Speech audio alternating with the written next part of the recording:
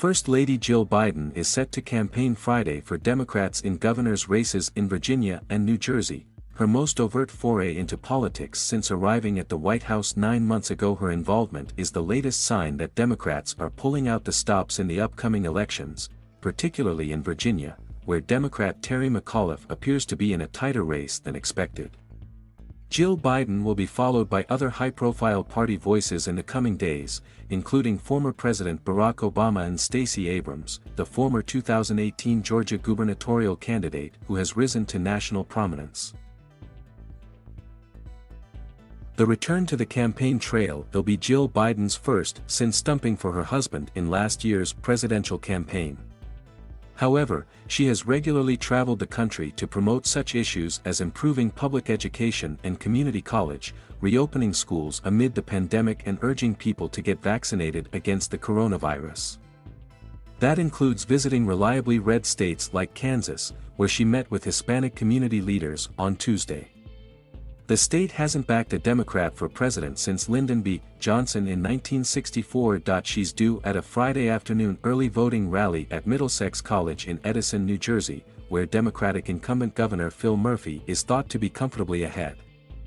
She will later attend an event in suburban Richmond, Virginia's capital, alongside McAuliffe, a former governor who is running to regain the post. In New Jersey, Murphy has sought to tie his Republican opponent, ex-State Assembly member Jack Ciattarelli, to former President Donald Trump's hesitancy about the COVID vaccine and mask wearing, as well as lies about last year's presidential election being stolen by widespread fraud. The First Lady's visit will be even more watched nationally in Virginia, though, where McAuliffe, a longtime Democratic Party power broker and friend of Bill and Hillary Clinton, is squaring off with former businessman and political newcomer, Republican Glenn Youngkin. Tammy Vigil, a professor of media science at Boston University, said First Ladies have routinely traveled to boost their party's leading candidates since Laura Bush, who like many presidential spouses often had higher approval ratings than her husband, began frequently campaigning for key Republicans during midterms and other races. "You get a lot more emotional bang for the buck," said Vigil, author of a 2019 book on Melania Trump and Michelle Obama, which details how a new era of First Ladies have expanded their political influence. "You get the positivity of her favorability compared to her husband.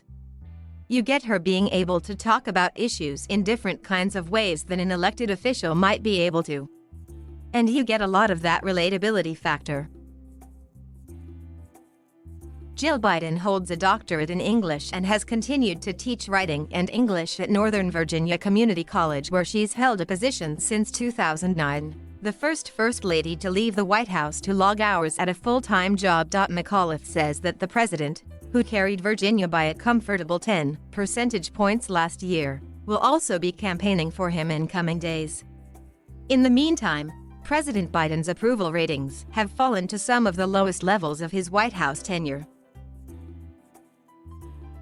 The president, of course, wants former Governor McAuliffe to be the future governor of Virginia, said White House Press Secretary Jen Psaki. But she also appeared to be attempting to lower expectations about whether what happens in Virginia next month could be an indicator of national Democratic struggles heading into next year's midterm elections, when the party's narrow control of both chambers of Congress is at stake. "I will leave it to other outside analysts to convey that off-year elections are often not a bellwether," Psaki said.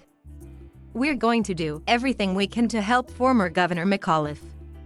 McAuliffe is counting on women, especially those in the suburbs where Republican candidates saw their support wane during the Trump administration."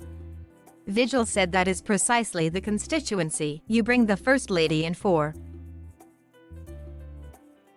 Their whole persona is often built on the idea of connecting with constituents, especially female constituents, she said, calling the dynamic annoying to me that that's the case because these First Ladies are political actors and citizens in and of themselves, and yet they get pushed into this narrow corner of, though, the woman vote. "It does make sense," Vigil added. "It's just kind of uncomfortable in the modern era to have that be so limited." Thank you for watching. Please subscribe